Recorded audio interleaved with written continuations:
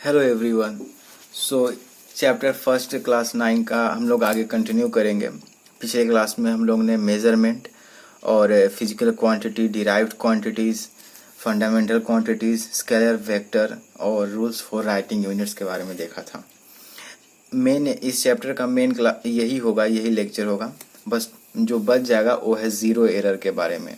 बस बाकी significant number और नोटेशन, जो साइंटिफिक नोटेशन होता है बस, और बाकी दो बहुत छोटे छोटे टॉपिक हैं। तो आगे बढ़ते हम लोग सिस्टम ऑफ यूनिट्स में। तीन तरह के, एक एफपीएस, सीजीएस और एमकेएस। एक चौथा भी है जो कि उसका अपग्रेडेड वर्जन है, उसी को एसआई यूनिट कहते हैं, जो कि हम लोग हर चीज़ में यूज़ करते हैं। SI system international D units, दरअसल ये एक फ्रेंच वर्ड है, और जैसे मैंने अभी प्रोनाउंस किया इसको वैसे नहीं करते हैं क्योंकि फ्रेंच एक अलग प्रोनाउंसिएशन हो जाता है इंग्लिश से। तो सबसे पहले एफपीएस सिस्टम देखते हैं, जो कि बहुत कम यूज़ में आता है। सबसे ज़्यादा यूज़ में एसआई सिस्टम ही आता है, लेकिन फिर भी देखते हैं कि in this system the unit of mass, length and time are pound, foot and second respectively. तो होता क्या है कि ये एफ जो है ये foot, P pound, S second है। ओके, तो वेट के लिए पाउंड का यूज करते हैं, लेंथ के लिए फुट का और टाइम के लिए सेकेंड का। यही एफपीएस सिस्टम है। फॉर एग्जांपल, अगर मैं किसी वेलोसिटी को इस तरह से लिखता हूँ 3.28 फुट पर सेकेंड, इसका मतलब ये हुआ कि वो जो भी पर्सन है वो 1 सेकेंड में 3.28 फुट चलता है। ये एफपीएस सिस्टम लिखा हुआ है, इसी को क्या बोलते हैं, एफपीएस सिस्टम ऑफ यूनिट है। या फिर मैंने 2.205 पाउंड लिया। दरअसल मैंने 2 पाउंड क्यों नहीं लिया, ये थोड़ा सा इंटरेस्टिंग है। क्यों? क्योंकि आगे पता चलेगा, ठीक है। या फिर 3.28 फुट क्यों लिया, यहाँ कुछ भी रख सकते हैं, लेकिन मैंने इसको लिया क्योंकि एक इंटरेस्टिंग बात है, ठीक है। सेकेंड में क्या है, सीजीएस सिस्टम है। CGS system. In this system, the units of mass, length and time are gram, centimetre, ये ग्राम हो गया, सेंटीमीटर, सेकेंड। वही चीज़ है, वेट के लिए ग्राम, लेंथ के लिए सेंटीमीटर और टाइम के लिए सेकेंड। यहाँ पर क्या था, लेंथ के लिए फुट, वेट के लिए पाउंड और टाइम के लिए सेकेंड। तो बस सीजीएस सिस्टम बहुत बार, जैसे कि जो न्यूटन का जो डायने जो होता है ना, हम लोग हमेशा पूछते हैं कि 1 न्यूटन में कितना डायने होता है, ठीक है। दरअसल आप लोग कमेंट में भी बताना कि 1 न्यूटन में कितना डायने होता है। तो ये जो डायने जब भी हम लोग देखते हैं तो ये सीजीएस सिस्टम की बात होती है। तो अब से कन्फ्यूजन नहीं हुआ कि कितने सारे सिस्टम है, क्योंकि जब सर भी हम लोग को पढ़ाते थे तो मतलब कभी कभी एक अलग सिस्टम ऑफ यूनिट आ जाता है, तो हम लोग सोचते थे कि कितना सिस्टम ऑफ यूनिट्स है, एक बार बता दो बढ़िया से। तो बस यही है, यही 3-4 हैं और कुछ नहीं है। इतना ही में सारा फिजिक्स आपको पढ़ना है, चाहे वो कोई भी लेवल का हो। और यूनिट्स बहुत इंपॉर्टेंट होते हैं, ठीक है। आगे बताऊंगा इसके बारे में। तो जैसे मैंने 100 सेंटीमीटर पर सेकंड लिया, ठीक है, एक तरह से वेलोसिटी का मैंने एग्जांपल दे रहा हूँ सीजीएस का। देख रहे हो, हम लोगों ने लेंथ को सेंटीमीटर में लिया है और टाइम को सेकंड में लिया है। या फिर 1000 ग्राम, तो ये सीजीएस सिस्टम में क्या हो गया, सीजीएस सिस्टम ऑफ यूनिट में मैं किसी फिजिकल क्वांटिटी को एक्सप्रेस कर रहा हूँ। और फिजिकल क्वांटिटी के बारे में हम लोग पढ़े भी थे पिछले क्लास में, ठीक है। तो दरअसल मैं एक चीज़ बताना चाहता हूँ कि जो 3.28 फुट है ना गाइस, दरअसल ये 100 सेंटीमीटर के ही बराबर होता है। क्यों? क्योंकि 100 सेंटीमीटर 1 मीटर के बराबर होता है और 1 मीटर में 3.28 फुट होता है, इसलिए मैंने यहाँ 3.28 फुट लिया एग्जाम्पल में। कोई दिक्कत की बात नहीं है, बस ऐसे ही। एक बात और, 2.205 पाउंड है ना, 2.205 पाउंड 1 केजी के बराबर होता है, ठीक है। और 1 केजी ही तो 1000 ग्राम होता है। तो इसीलिए मैं, समझ में आ रहा है इस चीज़ को मैं क्या करूँगा। तो आगे एमकेएस में इसी चीज़ को मैं एमकेएस में कैसे लिखूंगा। एमकेएस क्या होता है guys, in this system the system of mass, length and time are kilogram, mass के लिए किलोग्राम, लेंथ के लिए मीटर और टाइम के लिए सेकंड का यूज़ होता है रेस्पेक्टिवली। तो जो मैंने लिया था यहाँ पर 100 सेंटीमीटर को क्या लिख दो, 1 मीटर पर सेकंड लिख सकते हैं, और 1000 ग्राम को क्या लिख सकते हैं, 1 केजी, ठीक है। तो इसी का मैं 1 मीटर पर सेकंड को ही 3.28 फुट पर सेकंड में लिख सकते हैं और 1 केजी को ही 2.205 पाउंड में लिख सकते हैं। तो समझ में आ रहा है, FPS, CGS system, MKS system. और जो लास्ट में है जो कि एमकेएस सिस्टम ही है, लेकिन उसमें उसका अपग्रेडेड वर्जन है। क्यों? क्योंकि उसमें आपको 7 जो मेन 6 सिस्टम, जैसे कि इसमें आप देखोगे एसआई, इसको एसआई यूनिट, जब भी हम बार बार एसआई यूनिट की बात करते हैं तो एसआई का मतलब सिस्टम में इंटरनेशनल यूनिट्स होता है। हालांकि ये फ्रेंच वर्ड है, ठीक है। इसका थोड़ा अलग प्रोनाउंसिएशन होता है, इंग्लिश में मैंने इसको ऐसे ही प्रोनाउंसिएट कर दिया। तो this system is an improved and extended version of MKS system. This system is an improved and extended version of MKS system. This system defines 7 fundamental quantities and 2 supplementary quantities. ठीक है, 7 fundamental quantities and 2 supplementary quantities. तो दरअसल जो हम लोग ने MKS देखा, MKS से SI कैसे अलग है, क्योंकि ये इसका अपग्रेडेड वर्जन है, इसमें ज़्यादा चीज़ों को हम लोग इसके अंदर लाए हुए हैं। ठीक है, जैसे हमने लेंथ में मीटर तो देख लिया था, मास में किलोग्राम देख लिया था, ठीक है, हमने टाइम में सेकंड देख दिया था। लेकिन देखो SI में यही होता है कि आप कुछ और अलग से जोड़ रहे हो MKS के अंदर। क्या क्या जुड़ा? इलेक्ट्रिक करंट का एम्पियर, टेम्परेचर का केल्विन, ल्यूमिनस इंटेंसिटी कैंडेला और अमाउंट ऑफ सब्सटेंस को मोल। तो ये चीज़ आपका आता है। तो ये 7 है, ठीक है, ये 7। लेकिन बाकी 2 को क्यों लिखा? क्योंकि ये सप्लीमेंट्री क्वांटिटीज़ हैं, एंगल का रेडियन और सॉलिड एंगल का स्टेरेडियन, ये केवल सप्लीमेंट्री क्वांटिटीज़ हैं। मेन यही सातों हैं और इनको आप जरूर, इसको एक तरह से फंडामेंटल है ये SI में जब भी हम लोग लिखते हैं। तो अधिकतर काम यही इसी SI में होगा। जब भी लेंथ लिखोगे आप अधिकतर बार तो SI में ही लिखा करना, ये नहीं कि यहाँ पर सेंटीमीटर में लिख देना या किलोमीटर में लिख देना। मास को अधिकतर बार kg में लिखते हैं, ज़्यादातर ग्राम में नहीं एक्सप्रेस करते हैं या मिलीग्राम में बहुत बार, क्योंकि SI यूनिट किलोग्राम है। टाइम को सेकंड में ज़्यादा रिप्रेजेंट करते हैं SI में, मिनट भी होता है टाइम का, लेकिन SI में ज़्यादातर सेकंड का यूज़ करते हैं ना, या फिर मिली सेकंड का यूज़ नहीं करते हैं, माइक्रो सेकंड का यूज़ नहीं करते हैं, या फिर आवर का यूज़ नहीं करते हैं, ध्यान, ठीक है। और इलेक्ट्रिक करंट में एम्पियर का यूज़ करते हैं, मिली एम्पियर का या मेगा एम्पियर का, ये सब का नहीं। टेम्परेचर का केल्विन। अच्छा, यही क्यों यूज करते हैं? एक तरह से बहुत बार पूछा जा सकता है ना कि लेंथ में हम किलोमीटर क्यों नहीं SI यूनिट रखते हैं, या फिर सेंटीमीटर क्यों नहीं रख सकते हैं? ठीक है, सेंटीमीटर को CGS में रखा गया है, ये तो हम सबको पता है कि सेंटीमीटर ग्राम सेकंड। और दरअसल होता क्या होगा ना कि हमारी जो ज़रूरतें हैं, जो डेली लाइफ में ज़रूरतें हैं गाइस, वो बहुत छोटी नहीं, मतलब बहुत छोटी चीज़ों से भी नहीं अति की जा सकती है, और शायद बहुत ज़्यादा से भी, मतलब तो मुझे लगता है कि कहीं बीच का एक रास्ता निकाला गया होगा मेरे ख्याल से, जहाँ तक मुझे पता है, ठीक है, कि मीटर को ही लेंथ में, लेंथ का SI यूनिट को मीटर, ध्यान देना इस सब चीज़ों को, ठीक है। तो अच्छा, 1 मीटर किसे कहते हैं, इस बात का फैसला कौन करेगा? 1 मीटर है क्या? ठीक है, दरअसल 1 मीटर इज एन, ये कितना है? 16,50,763.73 times the wavelength of orange light emitted by a krypton atom at normal pressure. 1 metre is इतना times the wavelength of, wavelength को हम लोग लैम्डा से डिनोट करते हैं। जब क्लास 8 में हम लोग किसको, साउंड को पढ़ रहे थे, तो हम लोगों ने वेवलेंथ देखा था, फ्रीक्वेंसी देखा था, स्पीड ऑफ लाइट के बारे में देखा था। और तो वेवलेंथ और कुछ नहीं, जब भी एक ट्रांसवर्स वेव होती है तो उसके कंसेक्यूटिव क्रस्ट और ट्रफ के बीच में जो डिस्टेंस है, जैसे कि ये यहाँ से लेके यहाँ तक है, ठीक है, इसी को लैम्डा कहते हैं। तो जब ऑरेंज लाइट का जो 1 मीटर इज इतना times the wavelength of orange light emitted by a krypton atom, okay, at a normal pressure. Krypton atom का एटॉमिक नंबर 36 होता है और एटॉमिक मास 84 U होता है। ऐसा जानने का कोई इतना ज़रूरत नहीं था, लेकिन 1 मीटर इसी को कहते हैं, ठीक है। जब आप इसको करोगे तो यहीं से एक स्टैंडर्ड लिया गया है कि 1 मीटर किसे कहेंगे और किसे नहीं कहेंगे। सेकंड को, 1 सेकंड को कैसे डिफाइन करते हैं हम लोग, क्योंकि बहुत बेसिक है। तो 1 second is the time taken by caesium atom. Caesium atom का एटॉमिक नंबर 55 होता है, एटॉमिक मास 133 U होता है।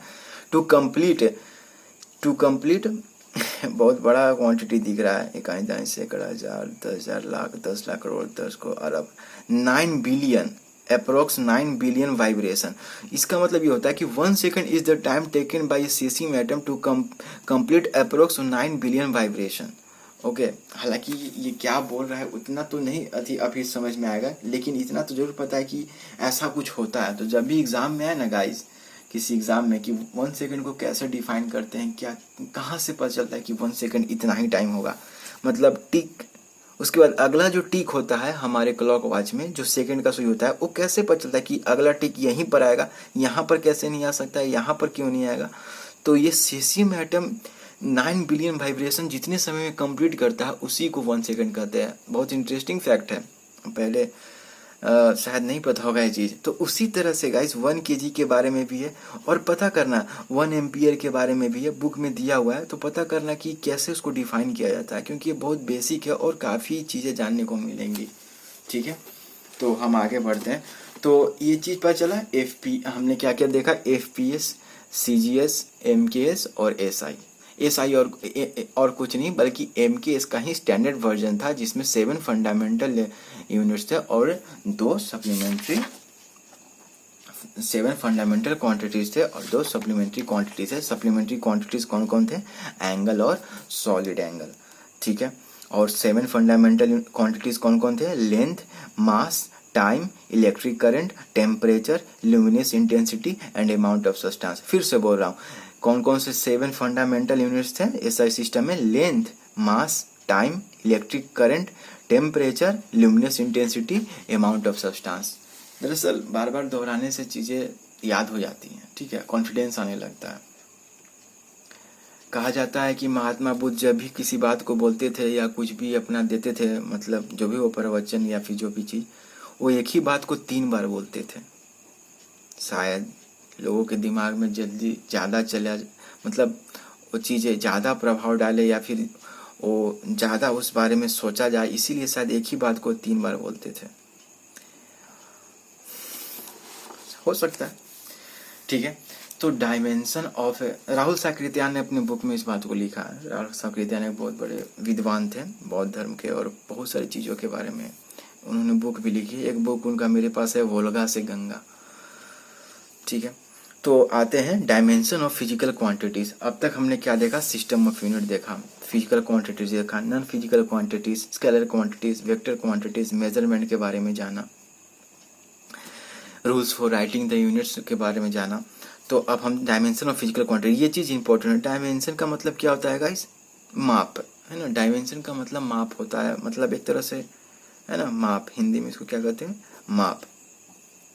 और फिजिकल क्वांटिटीज की बात, फिजिकल क्वांटिटी किसे कहते हैं, लेंथ, है ना, मास, टाइम, ये सब ऐसे क्वांटिटी जिनको मेजर कर सके, है ना, जिनको मेजर करा जा सके, उन्हें फिजिकल क्वांटिटीज कहते हैं। बहुत सिंपल अगर भाषा में बताओ तो उन चीज़ों को फिजिकल क्वांटिटीज कहते हैं। The nature of any physical quantity can be described by mentioning the powers to which the fundamental units are raised to give the unit of the given quantity। ठीक है, ये क्या बोला मैं भी बताता हूँ। The quantity of 3 fundamental mass, length and time are denoted by m। मास को किसे डिनोट करेंगे, कैपिटल M, लेंथ को कैपिटल L और टाइम को कैपिटल T से रेस्पेक्टिवली। तो जैसे कि अगर कोई आपसे पूछे कि डेंसिटी का डायमेंशन क्या होगा, तो गाइस डेंसिटी को क्या लिखते हैं, mass by mass upon volume, और मास को हम लोग केजी से डिनोट करते हैं, यही तो है एसआई सिस्टम में। ठीक है, और वॉल्यूम को किससे, मीटर क्यूब से करेंगे। क्यों, क्योंकि volume length into breadth into height, और तीनों तो लेंथ ही हैं, और लेंथ का एसआई यूनिट में क्या लिखते हैं गाइस, मीटर। तो metre into metre into metre, तो मीटर क्यूब हो गया। तो इसी को kg into m to the power -3 लिखेंगे। क्यों, क्योंकि m टू द पावर नीचे था 3, तो आपको पता है ना 1/a को क्या लिखते हैं, a के पावर -1, 1/a स्क्वायर को क्या लिखते हैं, a के पावर -2। ये एक्सपोनेंट में पढ़ा था ना। तो kg अपॉन मीटर क्यूब है, तो ये क्या हो जाएगा, kg into metre to the power -3 हो जाएगा। तो इसी को गाइस कैसे लिखते हैं हम लोग, इसी को, तो ये भी डायमेंशनल फार्मूला नहीं आया है, क्या है, kg into metre to the power -3 आया है गाइस। और kg क्या है, मास है, और मैंने अभी कहा कि मास को कैपिटल M से लिखेंगे। ठीक है, और kg एक बार इसका पावर है, और लेंथ का पावर -3 है। ठीक है, और इसमें टाइम है क्या, कहीं कहीं सेकंड है या फिर कुछ है, नहीं है ना, तो t के पावर 0। गाइस यही है कि डायमेंशनल फार्मूला किसका, डेंसिटी का। डेंसिटी का डायमेंशनल फार्मूला क्या हो जाएगा guys, m l to the power -3। t के पावर 0 क्यों लिख दिए, क्योंकि कोई भी नंबर अगर 0 से बड़ा है, ठीक है, और ऑफ कोर्स इन्फिनिटी ना हो, तो उसका जो पावर होता है, अगर उसका 0 पावर, ठीक है, x टू द पावर 0 1 होता है, अगर x नॉट इक्वल टू 0 हो। ठीक है, और तो t के पावर 0 होती तो 1 ही ना है। ओके, तो अगर आपसे पूछे कि डेंसिटी का डायमेंशनल फार्मूला क्या है, तो सीधे आप क्या लिखोगे, m l to the power -3, ऐसा बुक में लिखा होगा। आ रहा समझ में डेंसिटी का डायमेंशनल फार्मूला क्यों हम लोग M L to the power -3 लिखते हैं। तो इस तरह से बहुत सारी चीज़ें। Thus in density here mass appear once in numerator and length appears thrice in denominator, इसीलिए m to the power 1 l to the power -3 t to the power 0। Thus comma in density the dimension of mass is equal to 1 comma the dimension of length is equal to -3। ठीक है, इस तरह से पढ़ते हैं। And dimension of time is equal to 0। फिर से बोल रहा हूँ, thus in density the dimension of mass, density में जो मास का डायमेंशन है वो 1 है, m टू द पावर 1 है। The dimension of length is equal to -3 and dimension of time is equal to 0।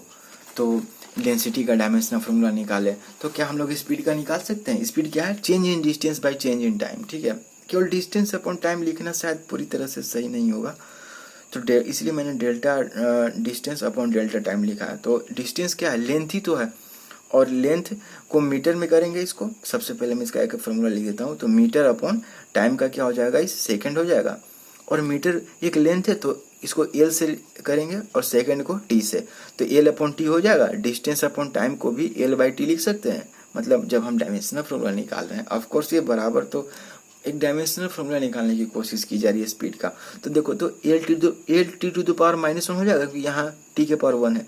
तो इस तरह से स्पीड का डायमेंशनल फॉर्मूला क्या हो जाएगा guys? m to the power 0 l to the power 1 t to the power -1। तो यानी कि स्पीड के डायमेंशन में जो मास डायमेंशन है वो 0 है। स्पीड में मास नहीं आता है, मास का डायमेंशन 0 होता है, लेंथ का डायमेंशन 1 होता है और टाइम का डायमेंशन -1 होता है। तो अगर कोई पूछे कि स्पीड का डायमेंशनल फॉर्मूला क्या होता है, तो आप सीधे क्या बोलना? l t to the power -1।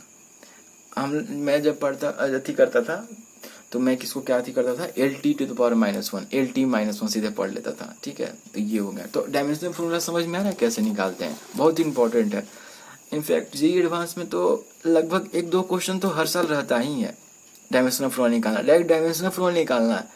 और कई बार यूनिट और डायमेंशन पढ़ने से होता क्या है ना गाइस, कि अगर कोई सवाल है और उसका मतलब आंसर निकालना है फिजिक्स या केमिस्ट्री, फिजिकल केमिस्ट्री में, तो अगर डायमेंशन आपको पता है तो आप क्या कर सकते हो, आपको पता है कि क्या किस चीज़ में आंसर लाना है, तो आंसर जिस डायमेंशन में होगा, आंसर जिस यूनिट में होगा, तो उससे थोड़ा हिंट मिलता है कि अच्छा ऐसे ऐसे आया होगा।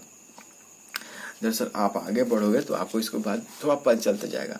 ठीक है, स्पीड का हमने डायमेंशन फॉर्मूला निकाल गया। दरअसल हम ढेर सारे क्वेश्चन करना चाहते हैं, तो एक्सेलरेशन का थोड़ा निकालते हैं। एक्सेलरेशन को क्या लिखते हैं guys? Change in velocity upon change in time. तो वेलोसिटी का तो वही डायमेंशनल फॉर्मूला होगा ना जो स्पीड का है। हाँ, वेलोसिटी और स्पीड में अंतर है, क्योंकि वेलोसिटी एक वेक्टर क्वांटिटी और स्पीड एक स्केलर क्वांटिटी है। वेलोसिटी एक डायरेक्शन से संबंधित है, लेकिन स्पीड में डायरेक्शन की जरूरत नहीं होती है। लेकिन डायमेंशनल फॉर्मूला तो वही होगा ना जो स्पीड का है, तो इसीलिए वेलोसिटी का भी यही डायमेंशनल फॉर्मूला होगा। ठीक है, क्योंकि वेलोसिटी भी तो यही लिखेंगे ना, डिस्प्लेसमेंट अपॉन टाइम, और डिस्प्लेसमेंट को एल से रिप्लेस करेंगे और टाइम को टी, तो L T to the power -1, तो इसीलिए velocity L T to the power -1। ठीक है, तो मैंने जब एक्सप्रेशन का मुझे निकालना था तो मैं ऊपर क्या लिखूंगा? L T to the power -1 upon नीचे टाइम है तो टी टू पावर 1। तो गाइज ये जब ऊपर जाएगा तो टी टू पावर 1 ऊपर जाएगा, टी टू पावर -1, ये बेस सेम है ना, तो -1 तो L T to the power -2 हो जाएगा। तो इसीलिए एक्सेलरेशन का गाइज डायमेंशनल फॉर्मूला क्या होता है? m to the power 0 l to the power 1 t to the power t। तो हम लोग तो सीधे ऐसे लिखते हैं एल टी -2। ठीक है, तो एक्सेलरेशन का जो डायमेंशनल फार्मूला है उसको LT-2 लिखते हैं। ठीक है, और ऐसे यूनिट क्या होता है? मीटर पर सेकंड स्क्वायर। ठीक है, मीटर पर सेकंड स्क्वायर, जो भी हो, पर सेकंड स्क्वायर जैसे भी लिखना हो इस तरह से। तो क्या फोर्स का बता सकते हो मुझे? फोर्स का या एनर्जी का? एनर्जी का आप होमवर्क रखना। ठीक है, फोर्स का चलिए आपके लिए बना देता हूँ। फोर्स क्या होता है गाइस? मास इंटू एक्सेलरेशन होता है। मास को कैपिटल M से रिप्लेस करते हैं, और एक्सेलरेशन को अभी निकाला ना, एक्सेलरेशन का क्या होता है? LT-2 होता है, तो LT-2। तो इसीलिए फोर्स का क्या हो जाएगा? m to the power 1 l to the power 1 t to the power -2, यही डायमेंशन हो गया। तो फोर्स में मास का डायमेंशन कितना होता है? 1 होता है, लेंथ का डायमेंशन 1 होता है, और टाइम का डायमेंशन -2 होता है। तो इसी को क्या लिखते हैं? mLT-2 मतलब। ठीक है, ये चीज़ है ना। तो फोर्स का डायमेंशन फार्मूला ये हो जाएगा। एनर्जी का आप मुझे कमेंट सेक्शन में बताना कि एनर्जी का डायमेंशन फार्मूला क्या होगा, तब मैं समझ जाऊंगा कि आप समझ गए हो। अब आगे बढ़ते हैं। वर्नियर कैलिपर्स के बारे में भी हम लोग थोड़ा पढ़ेंगे। ठीक है। तो वर्नियर कैलिपर्स के बारे में थोड़ा पढ़ने से पहले हम थोड़ा ये जानेंगे मेजरिंग डिवाइस। जैसे कुछ डिवाइसेस लेंथ को मेजर करती हैं, जैसे स्केल हो गया, जो आप लोग ज्योमेट्री बॉक्स में हमेशा ले जाते हो स्कूल में। स्कूल तो अभी चल नहीं रही है, ऑनलाइन क्लास ही चल रहा होगा, लेकिन जल्दी ही सब कुछ ठीक होगा। तो लेंथ को स्केल से मेजर करते हैं, या मेजरिंग टेप से, या वर्नियर कैलिपर। वर्नियर कैलिपर क्या है हम लोग तुरंत अभी देखेंगे, और वो कैसे काम करता है, और उस पर सवाल भी बनाएंगे इसी में। फिर आ गया मास को मेजर करने के कुछ डिवाइस होते हैं, जैसे कॉमन बैलेंस, स्प्रिंग बैलेंस। ठीक है, ये जो आप लोग देखते हो मास को, जैसे आप सब्जी मार्केट जाते हो तो वहाँ पर आपको कॉमन बैलेंस का यूज होता है। तो वहाँ मास को हम लोग, क्योंकि सब्जी का थोड़ी हम लोग लेंथ मेजर करेंगे, मास ही मेजर करेंगे ना, तो इस तरह से मेजरिंग डिवाइसेस होता है। तो हमें अधिकतर अभी हम लोग क्या पढ़ेंगे, जो डिवाइसेस लेंथ मेजर करती हैं। तो सबसे सिंपल तो स्केल होता है। तो स्केल तो आप सब लोग जानते हो कि जैसे कि ये 15 सेंटीमीटर वाला स्केल है।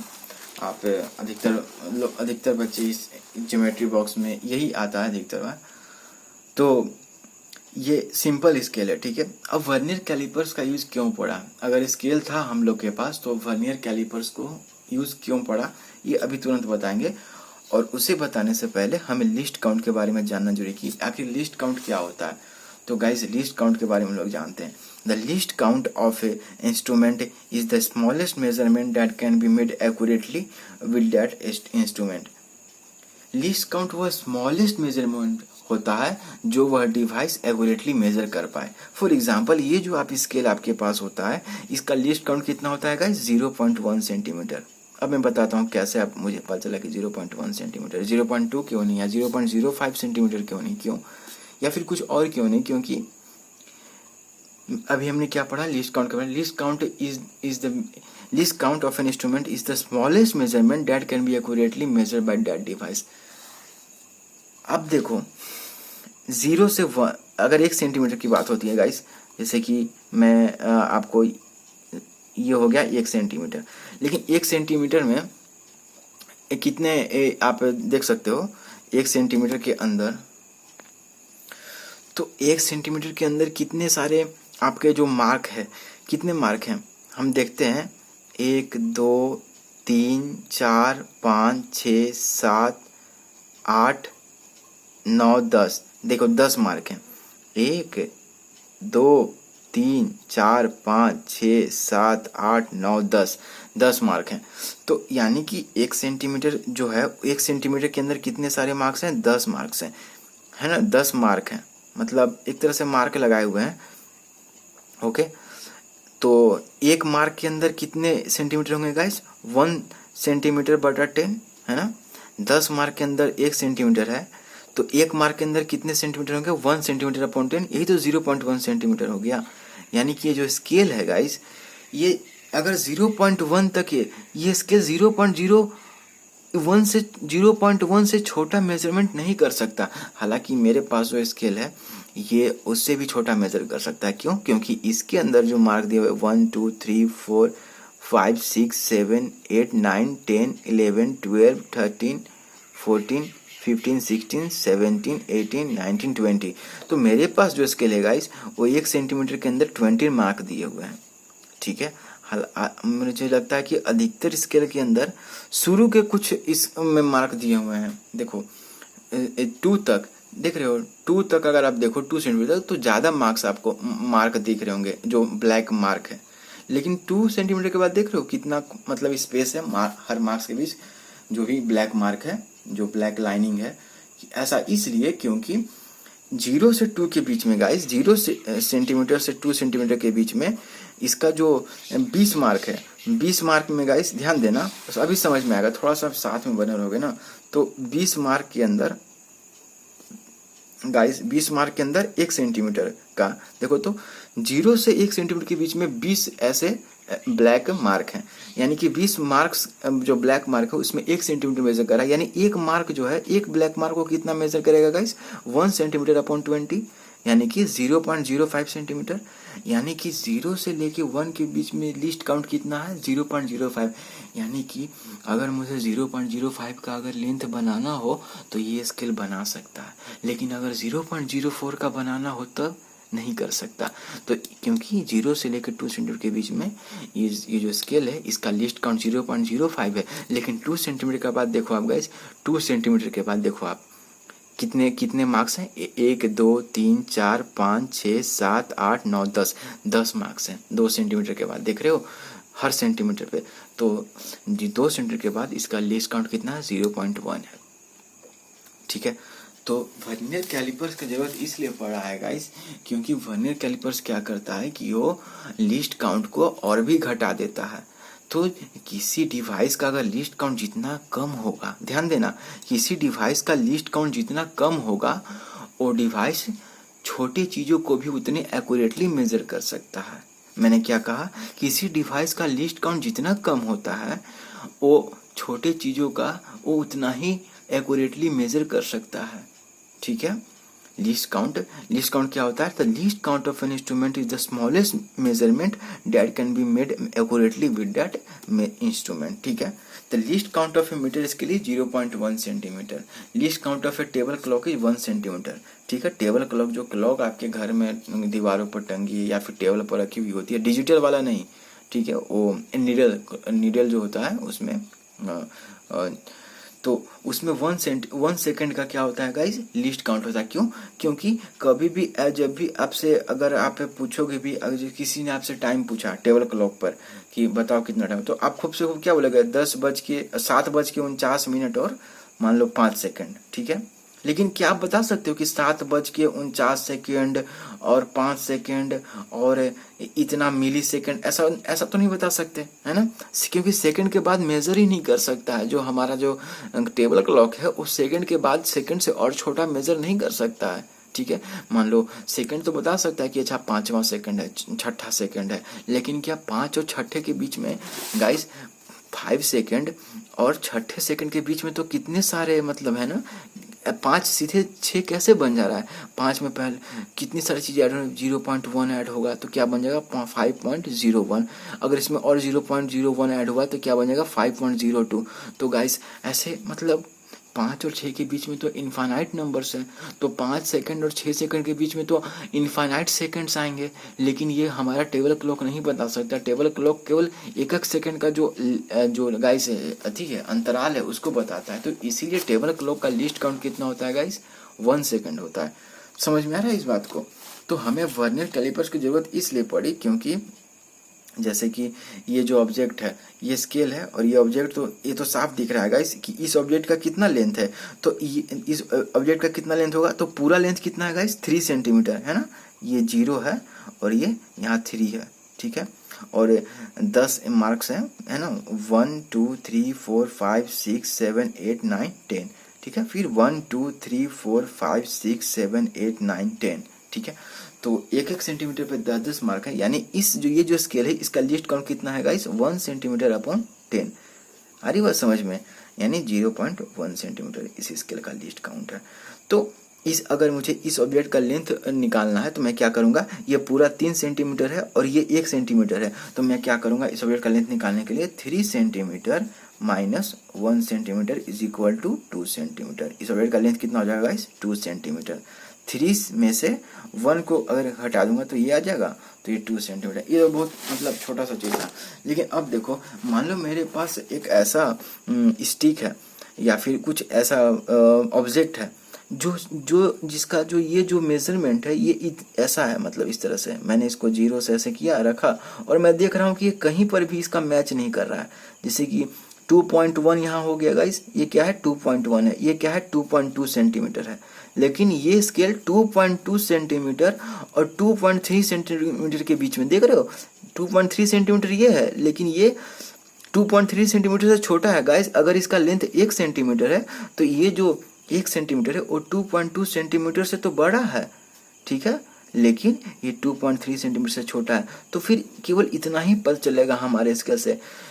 तो इसीलिए वर्नियर कैलिपर्स की जरूरत पड़ती है। क्यों? क्योंकि वर्नियर कैलिपर्स गाइस इसका एक्यूरेट मेजरमेंट बता देगा, लेकिन अभी जो मीटर स्केल है वो केवल यह कहकर छोड़ देगा कि देखो ये जो ऑब्जेक्ट है इसकी लंबाई 2.2 सेंटीमीटर से तो ज़्यादा है, 2.2 सेंटीमीटर से तो ज़्यादा है, लेकिन 2.3 से कम है। ये 2.2 सेंटीमीटर, ये 2.3 सेंटीमीटर। अच्छा, वर्नियर कैलिपर्स कैसे काम करते हैं मुझे लगता है ये अगले अथी में बताना पड़ेगा, ताकि उसमें ज़ीरो एरर भी बता दूंगा, और तो शायद अच्छा रहेगा। ठीक है, अब अगले में और सवाल भी बनाएंगे हम लोग, देखो रखे हुए हैं सारा सवाल, और ज़ीरो एरर के बारे में भी हम लोग बनाएंगे।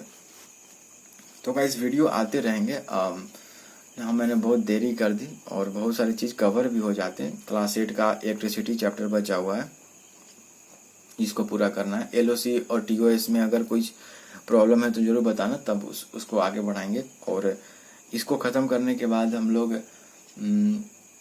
लोग शायद फिजिक्स में ही शुरू करेंगे आगे, ठीक है, क्लास 9 में ही, और नहीं तो मैथ्स का पहला चैप्टर शुरू करेंगे। और हाँ, क्लास 8 में अगला चैप्टर क्या पढ़ना होगा, चैप्टर 5 पढ़ लिया था formula, chapter 6 ratio and proportion है, तो उसको बढ़ाएंगे। दरअसल लिखने में मतलब थोड़ा हार्ड हो जाता है, इसलिए चीज़ें लेट हो जाती हैं थोड़ा सा, लेकिन लेट नहीं होगा। आई नो लॉकडाउन और इस समय काफ़ी संभावना है कि आप लोग घर पर आपको टाइम मिल रहा होगा, तो आप उसको ज़्यादा से ज़्यादा पियर्सन को भी बनाएं। और बाकी जिन लोगों ने सपोर्ट किया guys, thank you so much, and मिलते हैं अगले वीडियो में। So thank you for watching this, have a great day ahead.